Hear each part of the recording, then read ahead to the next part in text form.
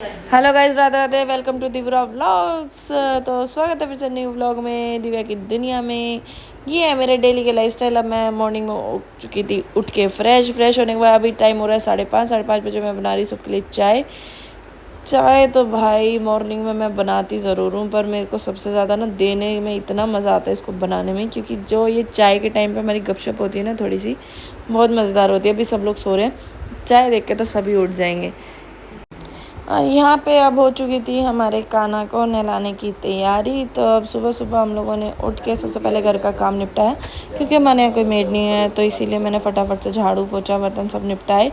वो निपटाने के बाद इतनी देर में माँ नहा चुकी थी, और माँ के नहाने के बाद हम लोगों ने कान्हा को रेडी किया बहुत ही सुंदर तरीके से। ये मैंने एक छोटा सा अपनी कोशिश करी थी, क्योंकि मेरे पास ना ज़्यादा टाइम था नहीं उस वक्त में, और मैंने कुछ मतलब सोचा तो बहुत कुछ था करने के लिए, बट मैं इतना ही कर पाई, क्योंकि एट ए टाइम एक्चुअली ना मेरे छोटे बेटे की तबीयत बहुत ज़्यादा ख़राब हो गई थी अचानक से। तो फिर वो क्या, और यहाँ पे मैं बना रही थी खाना, और खाना बनाते हुए पीछे से मुझे किसी ने बोला कि मेरा सूट बहुत ज़्यादा अच्छा लग रहा है, तो इसीलिए मैंने फिर उसकी भी एक दो क्लिप्स बनाई थी, तो ये भी मैंने ऐड कर दी। और मुझसे ये भी पूछ रही थी माँ कि मैंने ये सूट कहाँ से लिया, तो ये जहाँ से मैं होलसेल के कपड़े लेती हूँ अपने, और जो भी मेरे मतलब आगे मिंत्रा मीशो पे भी जो जाते हैं वो यहीं से जाते हैं। तो बहुत ही अच्छा कलेक्शन है इन भैया के सूट फैब्रिक का भी।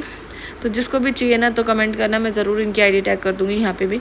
और फिर उसके बाद ये था अगला रूटीन, जो कि था नाइट में सब लोगों ने किया हैप्पी बर्थडे टू यू बहुत अच्छे से। और फिर उसके बाद हमारा रूटीन दोबारा से शुरू हो गया। यहाँ पे मेरे बच्चे बस हैप्पी बर्थडे करने के लिए ये बजाने लग गए थे फटाफट से कि मम्मा हमारे में भी तो क्लैपिंग होती है, तो हम ये बजा लें। मैं कहा हाँ बजा लूँ। उसके बाद मैंने कान्हा को, राधा रानी को और बड़े कान्हा को, तीनों को मैंने फटाफट से दोबारा से स्नान करा के दूसरे नए नए सुंदर सुंदर वस्त्र पहना के इनको सबको कर दिया था रेडी। और यहाँ पे दोनों बच्चे करने लग रहे थे हैप्पी बर्थडे। और फिर उसके बाद हमने की इनको रेडी करने के बाद भोग की तैयारी। तो ये एक मोहन थाल हम लोगों ने बाहर से परचेज़ किया था स्वीट्स का। उसके बाद मैंने बाकी सारी चीज़ें हमने घर पे बनाई थी भाई, जो भी पूरी सब्जी वगैरह सब बनता है ना, खाना नॉर्मल सारा वेजिटेरियन भी ही बनता है, मतलब बिना लहसुन प्याज का। तो वो खाना हम लोगों ने बनाया था, तो उसका और इन सब चीज़ों का मैंने एक साथ लगाया भोग। और यहाँ पे मैंने जो ये लड्डू को नहलाने की तैयारी की थी, पहले मैंने छोटे लड्डू को और बड़े लड्डू को दोनों को एक साथ बिठा के पहले तो जो पंचामृत में अच्छे से नहलाने की कोशिश की। पर क्या करूँ, ये दोनों इतने नटखट है ना, बस पूछो मत। ये कहते हैं अगर हाथ में लेगी तो हम फिसल के भागते हैं, तो इसलिए मैं इनको बिठा के नहलाती हूँ हमेशा। कि जैसे हाथ में लेती हूँ ना, बस फिसलने के लिए ना उत्तेजित से रहते हैं इतने ज़्यादा कि बस कहीं लगवा लेंगे, तो इसीलिए मैं ज़्यादा रिस्क नहीं लेती हूँ। तो इनको मैं बिठा के ही नहलाती हूँ, इसलिए खड़ा नहीं करती हूँ ज़्यादा, ना ही हाथ में लेके नहलाती हूँ। मैं हमेशा इनको ज़्यादातर बिठा के ही नहलाती हूँ। और इतने ज़्यादा चुलबुले हैं ना भाई, अगर एक ने डिसाइड कर लिया कि पगड़ी नहीं पहनी तो दूसरा तो गलती से भी नहीं पहनेगा। ओ भगवान, इनकी तो मतलब माया ही एकदम निराली है। अगर एक स्माइल करेगा ना तो दूसरे का मुंह परमानेंट बना रहता है, बिल्कुल अपोजिट रहता है। मतलब चाहे किसी के लिए कितना ही कर दो, बट एक खुश है तो दूसरा उदास है, और दूसरा खुश होता है तो ये उदास हो जाता है। बट परमानेंटली एक चीज़ बहुत अच्छी होती है, जो कि हमेशा कहते हैं ना, बेटियां हमेशा खुश रहती हैं और बेटियों को कभी किसी चीज़ की ज़रूरत नहीं होती। तो मेरी जो लाडू है, मेरी जो राधा रानी है, वो हमेशा ही स्माइलिंग फेस में रहती है, हमेशा A to Z। कभी भी देख लो, दिन देख लो, रात देख लो, सोते हुए देख लो, हमेशा वो स्माइलिंग फेस में रहती है।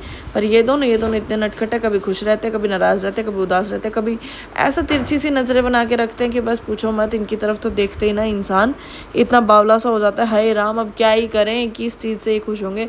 फिर इनको थोड़ी सी अटेंशन चाहिए होती है, थोड़ी सी अटेंशन देते हैं इनको, दोबारा से मतलब चेंज वगैरह कपड़े करते हैं, या इनके लिए कुछ अच्छा सा और बना के देती हूँ ना, तब जाके इनको तसल्ली होती है।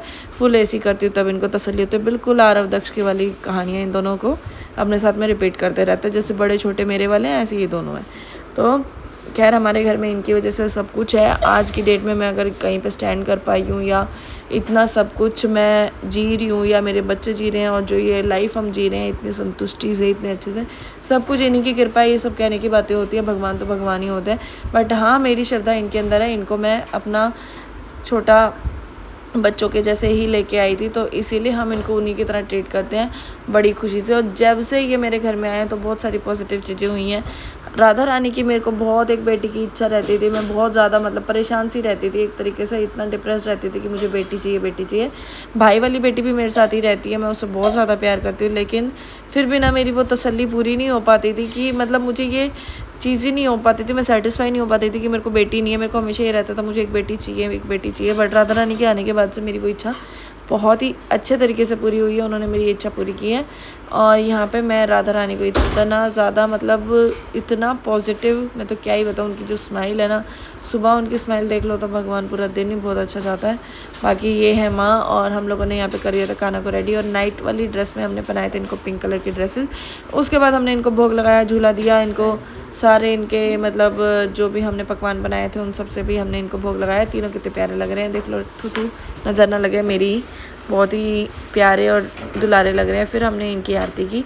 आरती करने के बाद हमारा सारे काम हो चुके थे कंप्लीट। और फिर उसके बाद हमने इनको भोग वगैरह लगा के, झूला वगैरह दे के, फिर हमने थोड़ी देर के लिए रिलैक्स किया। मैंने व्रत खोला। व्रत खोलने के बाद फिर हमने यहाँ पे इनको सुलाने की तैयारी की।